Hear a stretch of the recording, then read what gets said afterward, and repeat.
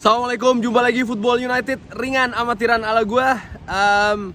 Langsung aja preview singkat Newcastle United menghadapi Manchester United, pertandingan yang menurut gua ya ini kemungkinan besar akan bisa berlangsung karena skuad Manchester United bisa dibilang hampir komplit.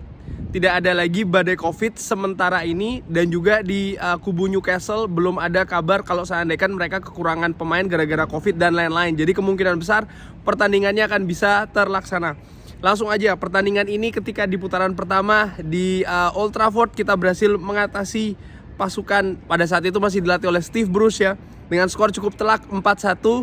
Partai di mana seorang Cristiano Ronaldo kembali lagi ke Manchester United, memperkuat Manchester United dan berhasil menjadi bintang di pertandingan tersebut. Bagaimana sekarang? Tentu saja Newcastle sudah tidak lagi bersama dengan Steve Bruce, dengan Eddie Howe. Eddie Howe ini pelatih muda yang sebelumnya melatih Bournemouth, digadang-gadang ya akan membawa paling tidak Newcastle ini bisa bertahan dulu di Premier League dengan pemilik baru dari Arab Saudi yang gelontoran uangnya cukup banyak. Tapi apa yang terjadi? Justru kalau gua ngelihat ya, Newcastle ini sedang terpuruk ya. Kalau dilihat dari 3 pertandingan terakhir, di mana mereka ini total kebobolan berapa ini? 11 gol di 3 pertandingan, rata-rata 3, sekian gol ya yang mereka derita. Sementara membuat gol, mereka hanya membuat 1 gol, yaitu ketika menghadapi Liverpool. Pada saat itu John Joe Shelvey yang membuka keunggulan, walaupun akhirnya dibalikan oleh Liverpool dengan skor 3-1. Nah, dari situ gue bisa bilang bahwasanya lini pertahanan ini dari 3 pertandingan terakhir ini bisa dibilang menjadi permasalahan bagi pasukan Eddie Howe ini di Newcastle. Pelatih baru ini dengan sistem baru, dengan staf pelatih baru, walaupun skuad yang nyaris sama, ternyata masih belum bisa berbuat banyak di Premier League. Kalau gue bisa bilang ya, so far ya mungkin agak sedikit lebih bagus sedikit pada zamannya Steve Bruce sampai dengan saat ini, karena ya itu tadi, mereka pun juga belum bisa beranjak dari posisi 2 terbawah ya dari dasar. Nah, dari situ gue melihat sebenarnya Manchester United ini punya peluang ya, punya peluang karena itu tadi, lini belakang dari Newcastle ini tidak bagus.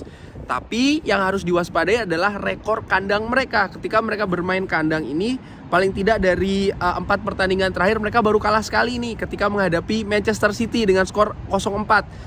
Sebelumnya mereka menang 1-0 melawan Burnley, 1-1 menghadapi Norwich walaupun mereka bermain dengan 10 pemain, dan juga mereka berhasil menahan imbang Brentford dengan skor 3-3. Jadi menurut gua pertahanannya memang betul tidak bagus, tapi bagaimana Manchester United harus bisa memanfaatkannya.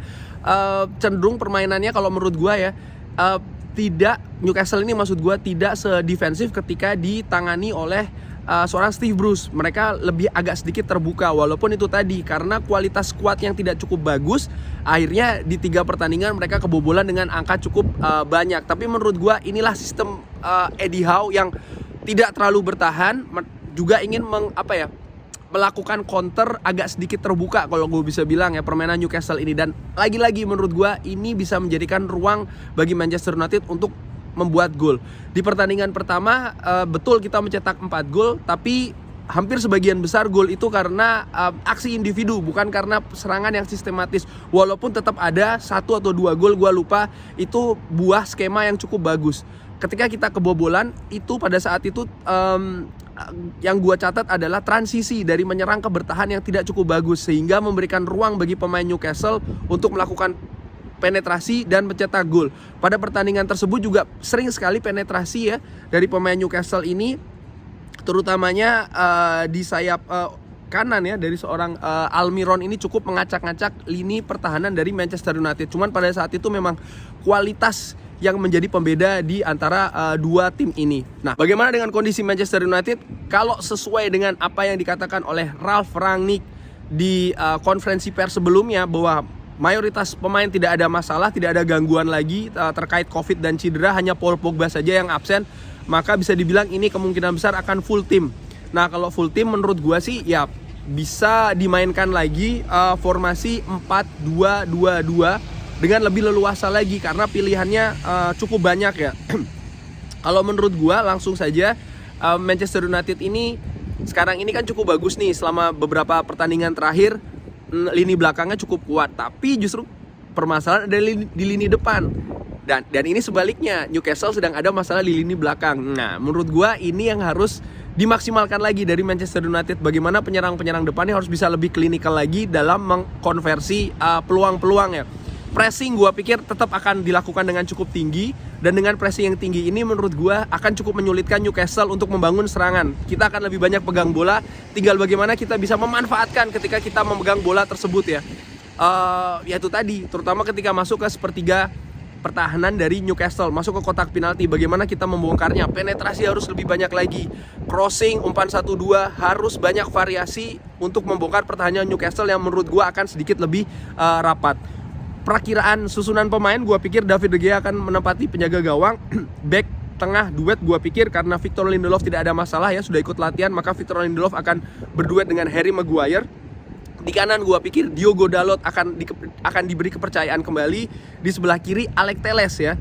Sementara dua di depan pivot Scott McTominay dan Fred yang menurut gua penampilannya makin hari makin bagus. Di depannya lagi gua pikir Bruno Fernandes akan diduetkan dengan seorang Jadon Sancho, dan ujung tombak Cristiano Ronaldo gua pikir akan diduetkan dengan seorang either Marcus Rashford atau Mason Greenwood, tapi feeling gua Marcus Rashford akan diberikan kepercayaan kali ini oleh Ralf Rangnick. Ralf Rangnick yang ya sekarang punya 3 staff baru ya, hasil bawaannya dia. Kita lihat bagaimana ini implementasinya lagi di atas lapangan. Mudah-mudahan skema sistem yang dia inginkan, pemain akan lebih fasih lagi, karena menurut gua sekarang ini periodenya masih periode adaptasi terhadap sistem yang baru. Mudah-mudahan 3 poin bisa diraih oleh pasukan The Red Devils ini. Tujuannya apa?